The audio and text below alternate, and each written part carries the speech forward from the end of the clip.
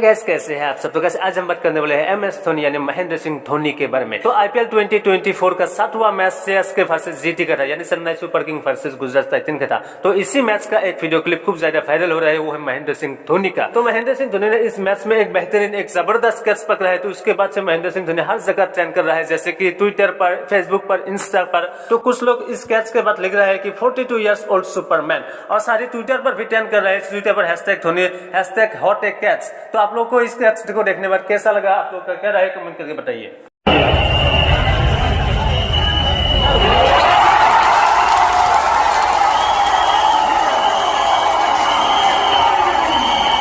तो गाइस अब हम बात करने वाले मुन्नावर फारूकी के बारे में। क्या मुन्नावर फारूकी को पुलिस ने अरेस्ट कर लिया? तो हर तरह सोशल मीडिया पर फिलहाल एक न्यूज फैल रहा है कि मुन्नावर फारूकी को पुलिस ने अरेस्ट कर लिया। तो इसी से रिलेटेड बिग बॉस तक में भी एक पोस्ट डाला इंग्लिश पर, जिसका हिंदी का मतलब ये है, बिग बॉस 17 के विजेता मुन्नावर फारूकी को मंगलवार देर रात मुंबई में एक हुक्का बार पर छापेमारी के बाद कुछ देर के लिए गिरफ्तार कर लिया गया। समाचार एजेंसी एएनआई के मुताबिक बाद में मामला दर्ज होने के बाद उन्हें हिरासत से रिहा कर दिया गया। विवरण से पता चलता है कि मुन्नावर COTPA सिगरेट और अन्य तंबाकू उत्पाद अधिनियम 2003 के तहत आरोप लगा गया था। मंगलवार रात हुक्का बार पर छापा मारकर 13 और लोगों को हिरासत में लिया गया। कथित तौर पर पुलिस का दावा है कि मंगलवार को छापेमारी के दौरान 13,500 रुपए की हुक्का पॉट और 4,700 रुपए की नकद जब्त किए गए, क्योंकि शहर के फोर्ट जिले में हुक्का पार्लर अवैध रूप से चल रहा था।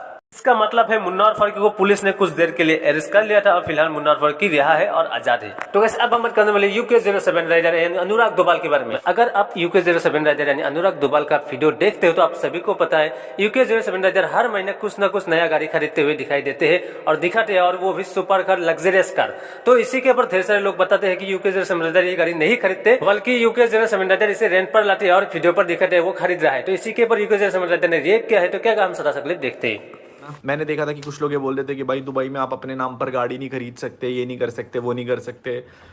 देखो यार, मैं किसी को यहाँ पर डिस नहीं कर रहा हूँ, ना ही कोई मैं कंट्रोवर्सी का रिप्लाई कर रहा हूँ, but I just want to be clear from my end, ताकि मेरी ऑडियंस को पता रहे। हाँ, ये बात बिल्कुल सही है कि कारने पे गाड़ी इंडिया में 6 महीने के लिए आ सकती है, बट ये वो गाड़ियाँ जो इंडिया में अवेलेबल है ही नहीं। सुपर MK5, सुपर MK4 आप इंडिया में नहीं खरीद सकते यार। इंडिया में गाड़ियाँ बनती नहीं है, इम्पोर्ट कराना इम्पॉसिबल है। फिर भी हम लोग MK4 को right wheel drive India import करवा रहे हैं कस्टम ड्यूटीज़ के साथ, बट वो टाइम लगता है ना। मेरा सपना था कि यार सुपर MK4 MK5 खरीदना है। लास्ट ईयर हम लोग जब खरीदने गए तो हम लोगों ने MK4 खरीदने गए थे, बट हमें MK4 मिली नहीं थी, तो हम लोगों ने MK5 ले ली थी।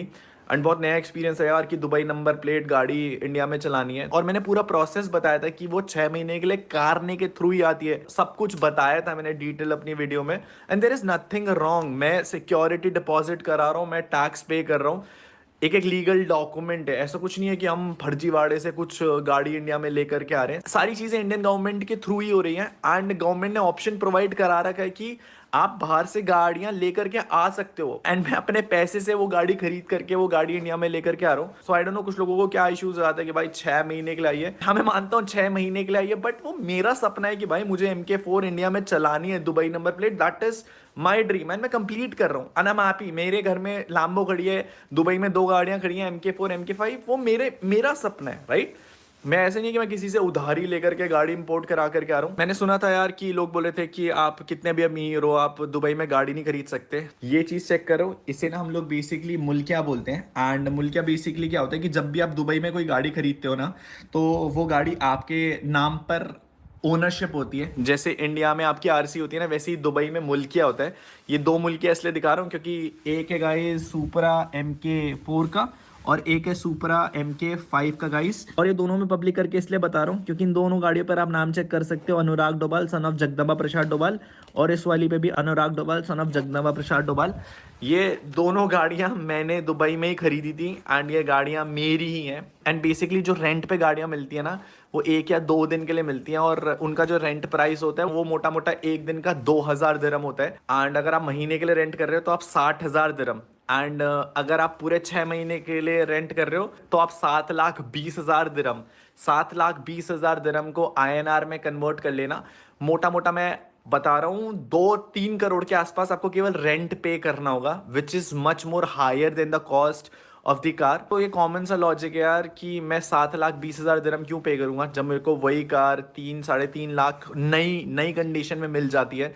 सो just wanted to give a clarification, ये गाड़ियाँ अपनी हैं। देखो लोग बोलते रहेंगे, मुझे पता है, मैं किसी के रिप्लाई भी नहीं करने वाला हूँ, बट ये केवल पार्ट में अपनी जनता को बता रहा था कि हाँ, we have the ownership of these cars in Dubai and India में 6 महीने के लिए आ सकती हैं कारने के थ्रू। बट जितने भी प्रोमिस मैंने बोले थे वो और आमिर सिद्दीकी ने भी यूके 07 राइडर को ट्रोल किया है। तो आमिर सिद्दीकी ने इंस्टाग्राम स्टोरी पर लिखा है, सोच रहा हूँ मैं भी दुबई से स्पोर्ट्स कार रेंट पे लेके आ जाऊँ फॉर 6 मंथ।